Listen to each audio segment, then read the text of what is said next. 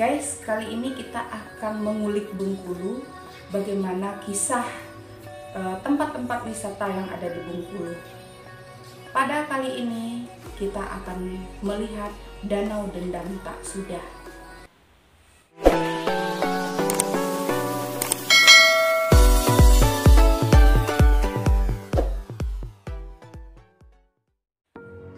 Danau Dendam Tak Sudah mungkin tidak asing lagi bagi masyarakat Bengkulu. Terletak di Dusun Besar, Kecamatan Singgaran-Pati, Kota Bengkulu.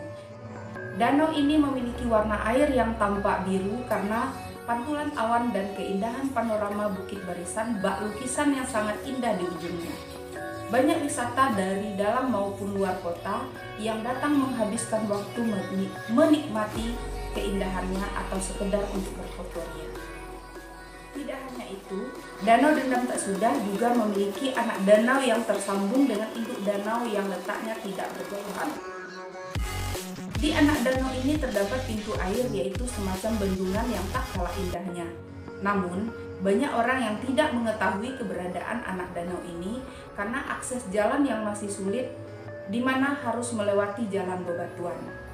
Namun, di balik keindahan danau ini, siapa sangka ada 3 mistis yang menarik tapi belum banyak diketahui oleh masyarakat.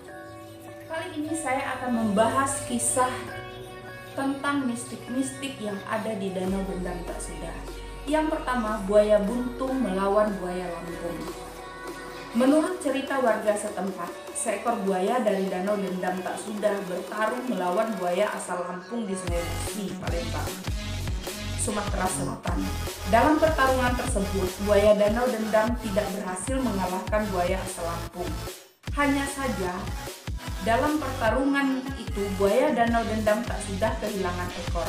Konon, pada saat itu, buaya buntung ini bersumpah pada buaya asal Lampung dengan kutukan, kalau main ke Danau Dendam Tak Sudah, tidak akan dikasih makan.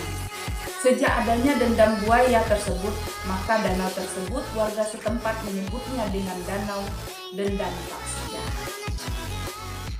Guys, seorang warga asli Lembak yang menjadi penjaga dan perawat anggrek pensil di Danau Dendam itu mengatakan bahwa buaya buntung itu sering muncul menjelang perayaan hari besar seperti Hari Raya Idul Fitri.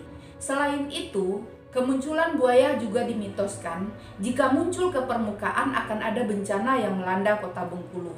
Hal tersebut sempat terjadi beberapa hari sebelum gempa besar yang terjadi di Bengkulu saat itu.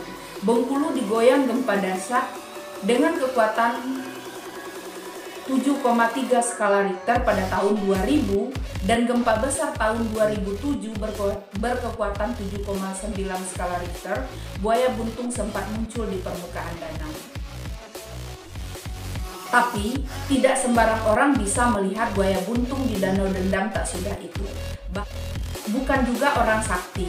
Terkadang orang biasa juga bisa melihat buaya buntung di danau. Pada saat buaya itu muncul di permukaan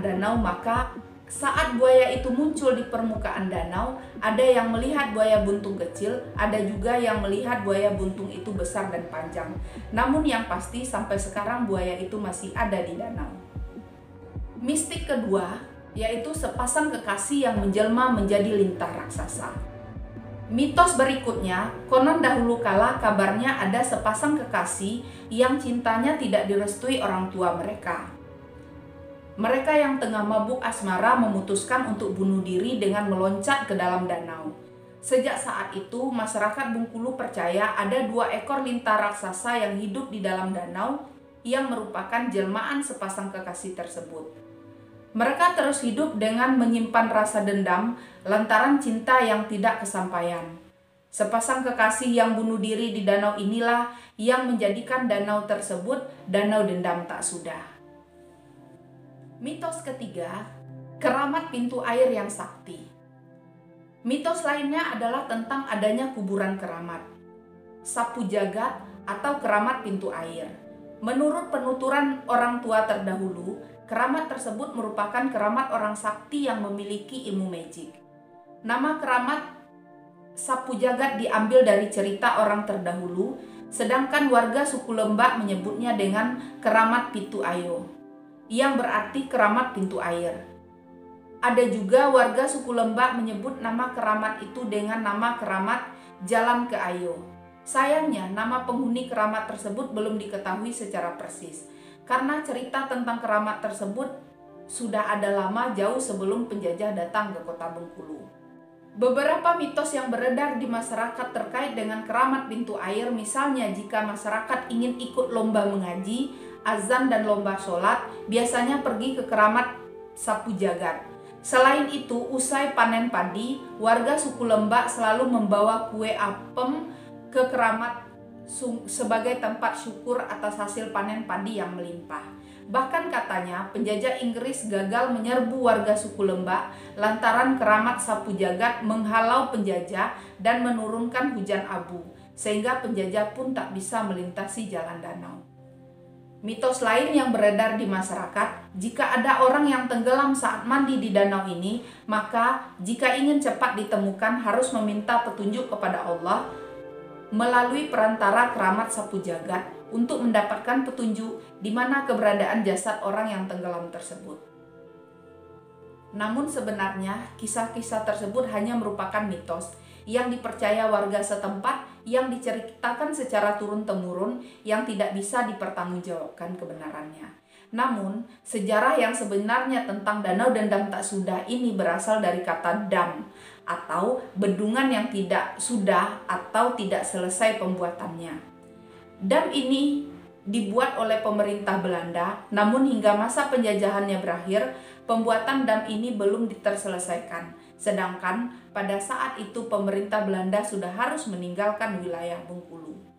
Walaupun pembangunan dam ini tidak selesai, namun tetap memberikan banyak manfaat bagi masyarakat, yaitu sebagai sumber air irigasi bagi wilayah pertanian di sekitarnya. Dan tentu saja danau buatan ini memberikan panorama yang indah yang menjadi daya tarik wisata yang berkunjung di kota Bengkulu.